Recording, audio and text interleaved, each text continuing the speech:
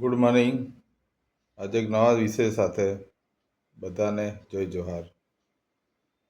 2 દિવસ પહેલાં વિશ્વ આદિવાસી દિવસે આપણે જોયું કે ગુજરાતમાં, ભારતમાં સર્વત્ર ખૂબ જ ધામધૂમથી આ ઉત્સવ ઉજવવામાં આવ્યો.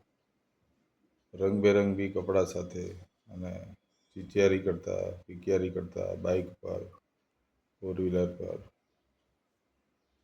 આપણા પરંપરાગત વાજિંત્રો સાથે કે ડીજેના તાલે ઝૂમતા યુવાધન જોવા મળ્યા. લાખો કરોડોની સંખ્યામાં હશે. ઘણી જગ્યાએ તો રસ્તા બધા બ્લોક કરી દીધા.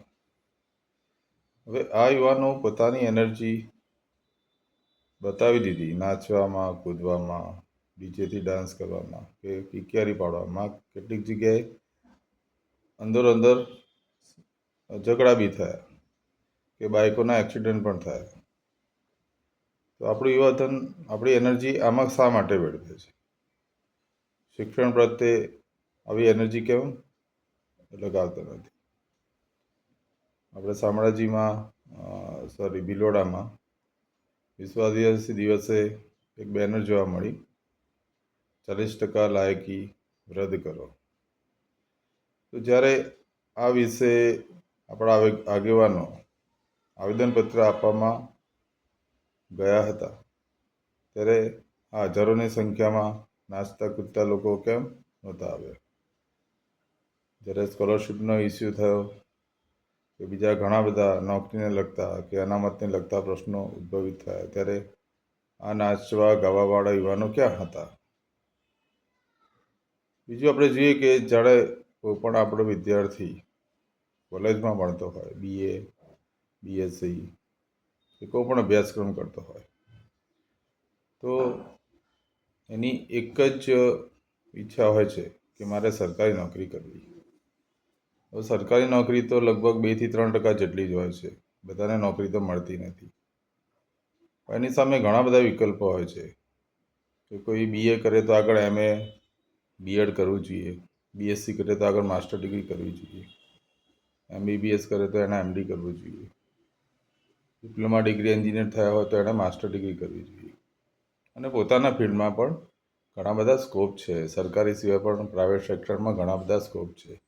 MBA કરો કે બીજા સ્કિલ ડેવલપમેન્ટના કોર્સ કરો જેથી કરીને તમે સ્વરોજગાર પણ મેળવી શકો. આપણે ત્યાં એક જ ધ્યેય છે, સરકારી નોકરી મેળવવી. એમાં 40% લાયકીના નિયમથી મોટાભાગના લોકો રહી જાય છે.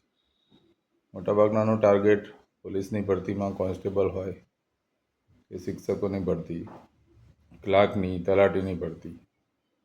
ક્લાસ 1-2માં ભણવાવાળા, પરીક્ષાની તૈયારી કરવાવાળા છોકરાઓ કેટલા? એ પણ 2-4 વર્ષ સફળતા ન મળવાથી નાસીપાસ થઈને ફરી પાછા ક્લાસ 3માં આવી જાય છે. મારું એટલું જ કહેવું છે, વિદ્યાર્થીઓ એક જ ધ્યેય રાખો. ધોરણ 10થી ધોરણ 12થી તમારો એક જ ધ્યેય નક્કી કરો કે સ્પર્ધાત્મક પરીક્ષા આપવી છે કે પછી સ્વતંત્ર વ્યવસાય તરફ જવું છે. આજે જો નીટની અંદર આપણા વિદ્યાર્થીઓ જે લાસ્ટ યરે કટ ઓફ હતું 315ની આસપાસ હતું. આપણા વિદ્યાર્થીઓ ટાર્ગેટ રાખે છે કે 300-400 લાવી દઈશું, આપણને એડમિશન મળવાનું છે. પણ એની સામે જો જનરલ કાસ્ટના વિદ્યાર્થીઓ જે 720માંથી 650-700 માર્ક્સ કઈ રીતે લાવે છે? એ લોકો પોતાનો ટાર્ગેટ ધોરણ 8થી નક્કી કરે છે. ધોરણ 8-9-10માં ફાઉન્ડેશન કોર્સ કરે, 11-12 ધોરણમાં સારા ક્લાસીસ જોઈન કરે. ઘણા લોકો 2-3 ટ્રાય આપી અને ઇમ્પ્રુવમેન્ટ કરતા હોય છે. હું એમ નથી કહેતો કે 8-9-10માં ફાઉન્ડેશન કોર્સની જરૂર પડે.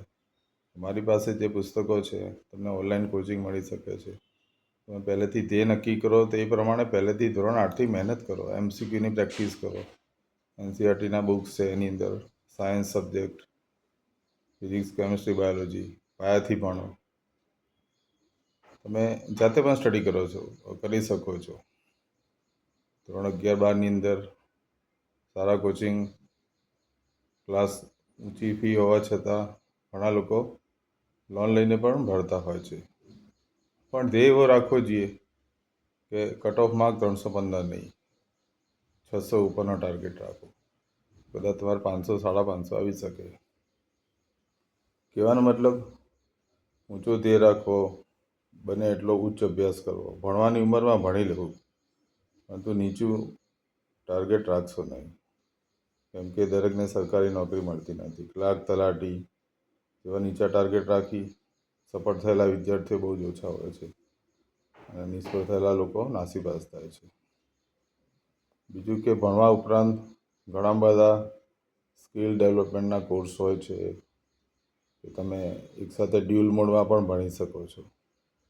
તો આવા અભ્યાસક્રમ વિશે જો તમને કોઈ માહિતી જોઈતી હોય, માર્ગદર્શન જોઈતું હોય, તો તમે મને ચોક્કસ ફોન કે મેસેજ કરી શકો છો. જય જવાહર.